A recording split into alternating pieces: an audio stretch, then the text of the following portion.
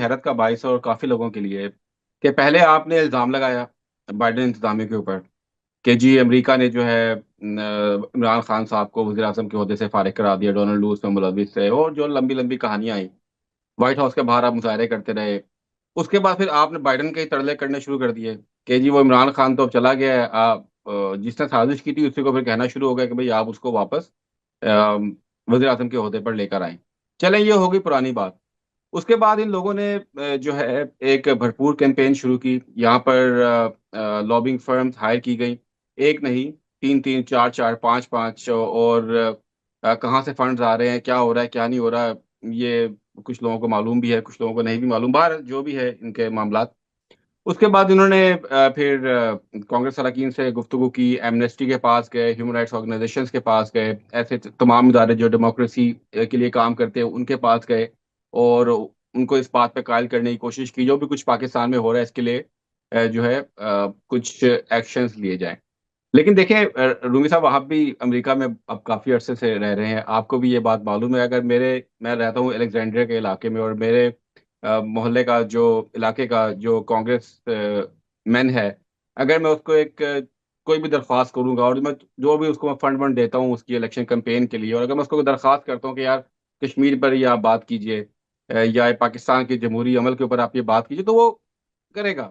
Right? वो हाँ, मैं उसका वोटर हूँ, तो वो उसके ऊपर एक बात कर देगा, कोई छोटा-सा बयान दे देगा या जो भी कर देगा। लेकिन देखिए, इस बात में थोड़ा बहुत क्रेडिट तो देना चाहिए कि जिस तरीके से तहरीक-ए-इंसाफ के जितने भी यहाँ पे लोग हैं, उन्होंने पहली मर्तबा देखा है कि यकजा होकर जो है उन्होंने ये सारी कैंपेन चलाई और ये तमाचा है पाकिस्तानी सफारत खाने के मुँह के ऊपर, कि जो यहाँ पर ऐसे-ऐसे रॉक स्टार किस्म के सफ़ीर भेजते हैं यहाँ पर कि जो पाकिस्तान का तशख़्ख़ुस बेहतर करने के बजाय उसकी मज़ीद बर्बादी कर देते हैं। भई इतने अरसे से आपकी कैंपेन चल रही है, इतने अरसे से ये तहरीक-ए-इंसाफ के लोग जो हैं कांग्रेस अरकान से मुलाकातें कर रहे हैं और व्हाटएवर दे आर डूइंग। लेकिन उसके मुकाबले में आप क्या उनको ब्रीफिंग दे रहे हैं? आप उनको क्या बता रहे हैं कि पाकिस्तान में क्या हो रहा है? और अब मैंने कल ये खबर देखी कि यहाँ पर एक बड़े ही मोअज़्ज़ज़ सफ़ीर भेजे हैं नए रिज़वान शेख साहब। अगर आपकी उनसे कभी मुलाकात होगी तो आपको मालूम होगा कि वो माशाल्लाह किस किस्म के सफ़ीर हैं। कि उन्होंने उन कुछ कांग्रेस अरकान से अब मुलाकातें शुरू की हैं। अब उनको बता रहे हैं कि जी देखें, आपने जो लेटर लिखा है ये गलत है, इसमें जो बातें हैं वो बड़ी गलत हैं और इस तरह के कोई हालात नहीं है, पाकिस्तान में सब चीज़ें ठीक हैं। तो ये सिचुएशन एक चल रही है लेकिन देखिए, ट्रम्प अगर इक़्तिदार में आ गए, अब ये कहते हैं जी कि अगर ट्रम्प इक़्तिदार मैंने कल ये सवाल भी किया था, लतीफ़ खोसा का बयान था कि अगर ट्रम्प इक़्तिदार में आ गए तो वो इमरान खान को जो है पॉलिटिकल लैंडस्केप जो है वो शिफ्ट हो जाएगा और इमरान खान जेल से बाहर आ जाएँगे। यूक्रेन की जंग चल रही है। गाज़ा पीछे के नहीं रह अंदर जाते थे। रोज़ाना जो है हज़ारों लोगों की जो है कत्ले-आम हो रहा है। ऊपर से डोमेस्टिक मसाइल इतने हैं अमेरिका के अंदर। तो क्या ट्रम्प इतना वेला बैठा हुआ है कि वो इक़्तिदार में आते के साथ ही कहेगा जी इमरान खान को पहले बाहर निकालो। तो मेरा नहीं ख़्याल कोई ऐसी बात है अलबत्ता ये अगर एक कहते हैं ख़याली पुलाव पका रहे हैं तो अपना पकाते रहें, लेकिन मेरे ख़्याल से हकीकत से इसका कोई ताल्लुक नहीं है रूमी साहब। चलिए, हकीकत का तो हम अभी तयन करते हैं। हमें ज्वाइन किया है हमारे बहुत ही सीनियर, बल्कि मैं समझता हूँ वाशिंगटन डीसी अमेरिका में से सबसे सीनियर तरीन अब हमारे एक्टिव वर्किंग जर्नलिस्ट हैं अनवर इकबाल साहब। अनवर भाई, शुक्रिया वक्त देने का।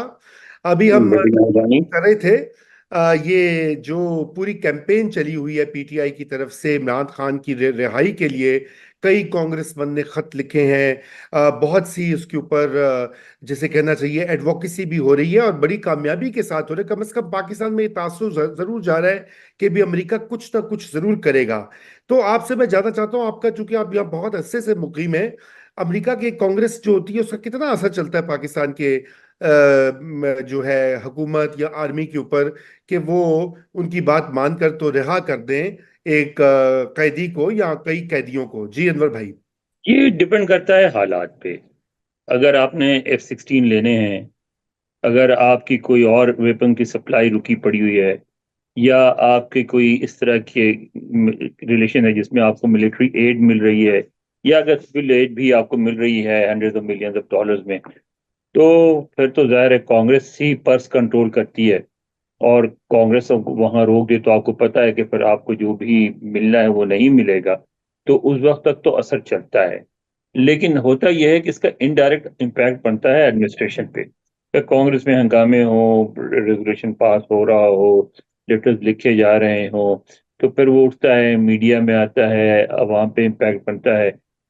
तो उस हद तक तो बनता है, लेकिन इतना नहीं होगा कि इस कैंपेन के नतीजे में कल पाकिस्तान मजबूर होकर इमरान खान को छोड़ दे। अगर ऐसा होना होता तो मैंने देखा, ठीक है वो हालात बहुत मुख्तलिफ थे, उस वक्त अफगानिस्तान में जंग हो रही थी रूस के खिलाफ, तो पाकिस्तान की बहुत शदीद जरूरत थी, लेकिन मैंने देखा पूरी कैंपेन यहाँ चलती रहती थी हर वक्त पाकिस्तान के न्यूक्लियर प्रोग्राम के मुकाबले में। और मुझे याद है कि मैकलॉफ्लिन शो होता था, उसमें जवाल हक का ने इंटरव्यू किया और उसमें उन्होंने उससे आखिर में उसको कॉर्नर करने की कोशिश की, so do you have the bomb और नॉट, तो उसने कहा well McLaughlin that is $1 million question. ठीक है, तो वो भी टल गई बात। तो ये तो सारी बात इस पे डिपेंड करती कि सूरत हाल क्या है, कि कहीं आप फंस रहे हैं तो हो जाता है, अगर आप नहीं फंस रहे तो नहीं होता। अच्छा अनवर भाई, आपको पता है एक बड़ी कंस्पिरेसी थ्योरी भी अब चल रही है, और बड़े लोगों ने मुझसे पूछा भी। आप देखिए ना, मैं इसीलिए मुझे जब उस तरह के सवालात पूछते हैं तो फिर मुझे आप ही से और जहांजेब से और दीगर दोस्तों से बात करनी पड़ती है। वो कहते हैं जी, अब अमेरिका के अंदर एक पूरी कोशिश है, एक हल्का है, वो चाहता है कि अब इमरान खान के साथ इस्टेब्लिशमेंट की सुलह हो, ताकि पाकिस्तान में स्टेबिलिटी आए, नहीं तो पाकिस्तान में आग लग जाएगी, पाकिस्तान तबाह हो जाएगा, टूट जाएगा। जो बातें लोग करते रहते हैं, आपकी जो गुफ्तगू होती है स्टेट डिपार्टमेंट से या दीगर हुकाम से या अमेरिकन थिंक टैंक से, जो इन्फ्लुएंशियल लोग हैं, क्या आपको ऐसी कोई चीज़ दिखाई देती है कि वो इमरान खान साहब के बारे में बहुत ज़्यादा कंसर्न्ड हैं और पाकिस्तान को बचाना चाहते हैं उनको रिलीज करवा के? देखिए मैं आपको तफसील नहीं बता सकता कि ये बैकग्राउंड ब्रीफिंग थी, लेकिन आज ही हमारी एक ऐसी मीटिंग हुई है, अच्छा। मेरी और वाजिद की, ठीक है। जो जियो वाले हैं। जी जी और जी। उसमें हमने ये बात पूछी उनसे, जी।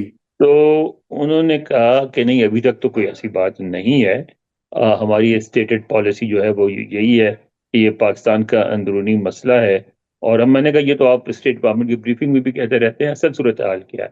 मैंने कहा असल हाँ। सूरत हाल भी यही है कि अभी तक हम पे कोई ऐसा प्रेशर नहीं है जिसकी वजह से हम ये महसूस करें कि इमरान खान को लाना चाहिए। लेकिन उन्होंने एक बात ज़रूर की, और वो जो बात मुख्तलिफ थी, जो ज़ाहिर चूंकि ये प्रिंट करने के लिए नहीं थी, छापने के लिए नहीं थी, उन्होंने तो उसमें उन्होंने खुल के बात की। तो उसमें उन्होंने ये कहा कि ये जो है कि अगर आज भी पाकिस्तान के अंदर सूरत हाल तब्दील हो, अगर वहाँ लोग सड़कों पे आ जाएं, अगर वहाँ हंगामे शुरू हो जाएं, तो बिल्कुल हम पे प्रेशर पड़ेगा। वो बिल्कुल नहीं चाहेंगे पाकिस्तान को। तो मैंने कहा कि अब तो पाकिस्तान की इतनी इंपॉर्टेंस नहीं रही, आपका इतना कंसर्न क्यों है?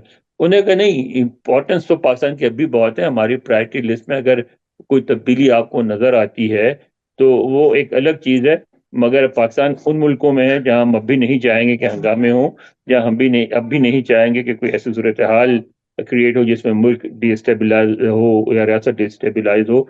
तो वो हमारा कंसर्न होगा। और अगर वहाँ अंदरूनी तौर पे अगर कोई हंगामे नहीं होते हैं, अगर ह्यूमन राइट सिचुएशन नहीं क्रिएट होती है, तो फिर हमें बहुत ज़्यादा तशवीश नहीं है। जी।